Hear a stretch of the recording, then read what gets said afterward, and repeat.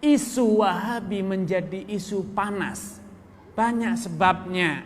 Pertama, masyarakat belum tahu apa itu Wahabi, ikut-ikutan menuduh.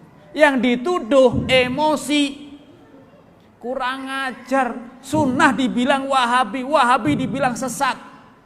Padahal Wahabi itu memang aliran sesat. Tidak pernah ada masyayikh kita, ulama kita yang mengatakan kita itu Wahabi.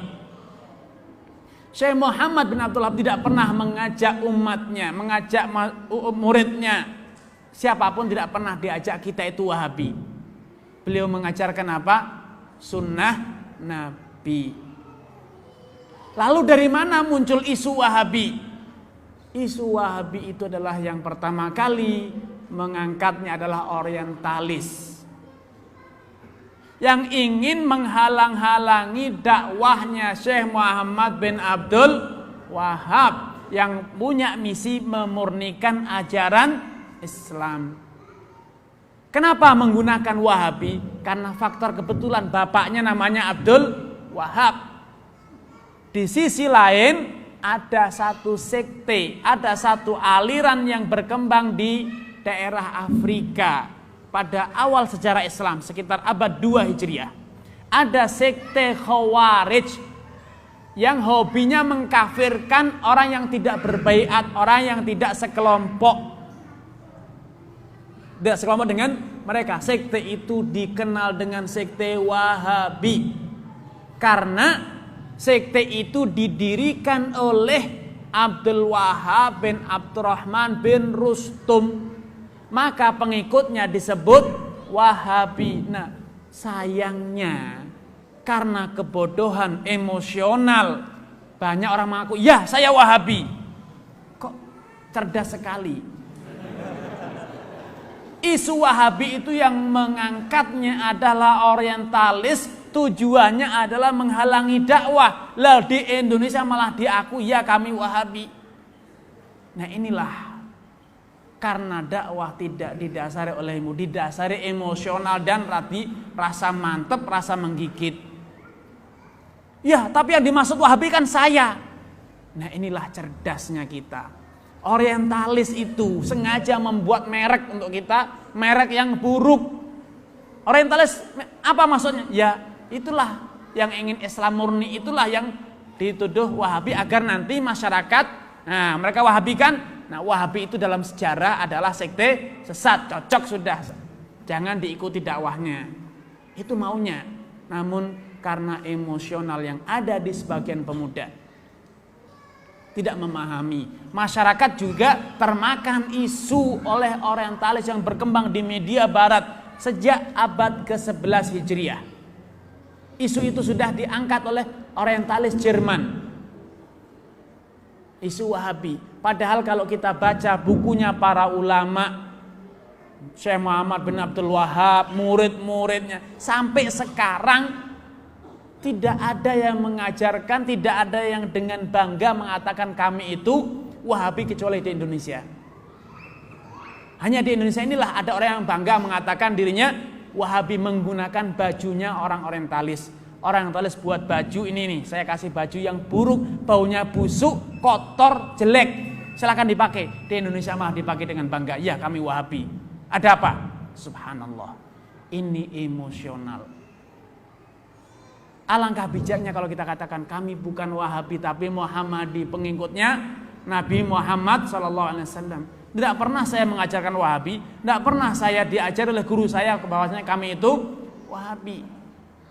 Jelaskan siapa Wahabi sebenarnya, siapa yang melontarkan isu Wahabi sebenarnya, apa tujuannya, kita akan tahu.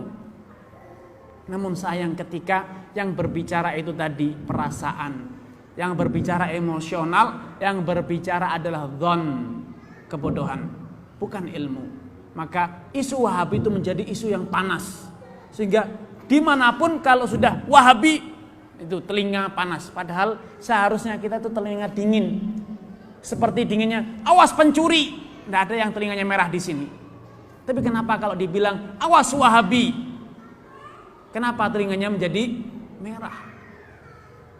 Seharusnya kita mendengar kata Wahabi itu seperti kita mendengar awas pencuri, awas copet. Kalau tidak nyopet kenapa mesti tersinggung? Kalau tidak sesat seperti Wahabi yang hobinya mengkafirkan, kenapa mesti marah?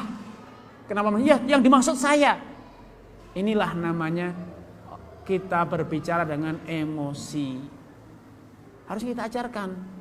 Ketika ada orang teriak, awas Wahabi sesat, kita juga ikut teriak. Benar, Wahabi itu sesat, jangan diikuti. Karena Wahabi itu demikian. Sejarahnya hobi mengkafirkan memang sekte Khawarij yang tidak dalam kelompoknya dikatakan kafir. Maka orang akan bilang, loh dibilang Wahabi, kok malah teriak Wahabi juga? Berarti bukan Wahabi dong. Ya bukan Wahabi, tapi Muhammadi, pengikutnya Nabi Muhammad. Sehingga nanti ketika di belakang masyarakat, saya bilang Wahabi sesat, dia malah bilang, benar Pak. Ayo kalau ada Wahabi Pekalongan kita usir aja. Wahabi sesat. Dia akan bilang ke teman-temannya, dia bukan Wahabi. Oh malah ngajak ngusir Wahabi kok. Tapi kalau kita marah, kurang ngajar Wahabi. Oh itu kan kata orang, ayam bertelur itu pasti berkokok. Kalau ndak Wahabi kok marah kenapa? Kalau ndak mencuri kenapa mesti marah? Ya berarti pencuri orang ini. Itu strategi yang ingin diterapkan oleh orang Talis Bughat ketika dia pertama kali melontarkan isu Wahabi. Makanya sampai saat ini para ulama itu menulis, menjelaskan, mengklarifikasi siapa sih sebenarnya Wahabi itu. Bukan malah ya saya Wahabi. Kenapa memang? Ini cerdas. Kalau ada copet awas tangkap. Ya saya copet, terus kenapa? Ya ditangkap. Kalau sudah tahu copet ngaku malah dicopet. Ini Wahabi tahu sekte sesat malah bilang ya saya Wahabi, ya berarti Anda mengakui sebagai orang sesat. Inilah bedanya ketika kita itu bersikap bijak, kita telusuri siapa sih Wahabi. Jangan hanya kebodohan, kita tidak tahu siapa Wahabi, kita langsung membela atau kita langsung memusuhi. Inilah sikap yang menjadikan masyarakat menjadi pro dan kontra terhadap isu Wahabi. Terus dakwah ini terbebani dengan isu Wahabi. Sehingga misi orientalis Bughat ketika memunculkan isu Wahabi ini betul-betul tercapai. Dia berhasil dengan isu ini. Seperti yang sekarang orang-orang yang tidak suka dengan Islam mengembuskan isu Islam itu keras, Islam itu kumuh. Ya memang kumuh kok, kenapa? Apa Anda mau? Memang saya kumuh. Subhanallah. Seharusnya tidak seperti itu. Bijak. Ya walau saya kumuh tapi Islam tidak mengajarkan. Ini karena bajunya cuma ini mas. Bajunya cuma ini. Jadi jangan dikesankan ya memang Islam kumuh. Ini salah. Ini salah besar, dosa kita terhadap Islam sehingga mengakibatkan apa? Masyarakat fobi, benci terhadap Islam gara-gara kita. Karena ikhwatul iman, bersikaplah bijak, jangan emosional, tinggalkan perasaan dalam urusan ilmu, dalam urusan dakwah, dalam urusan agama. Agama ini bukan untuk dirasa-rasa.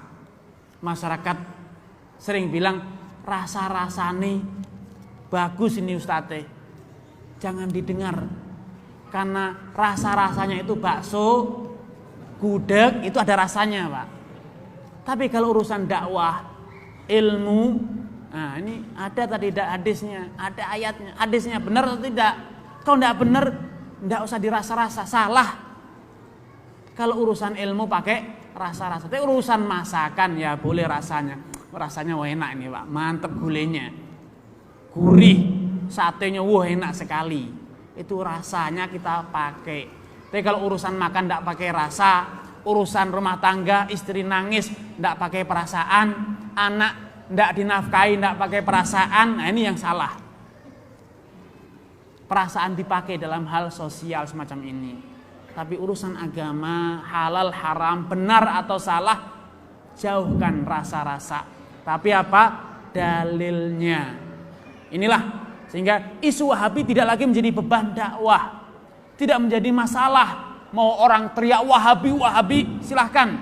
Saya bukan Wahabi, kenapa mesti sewot? Saya akan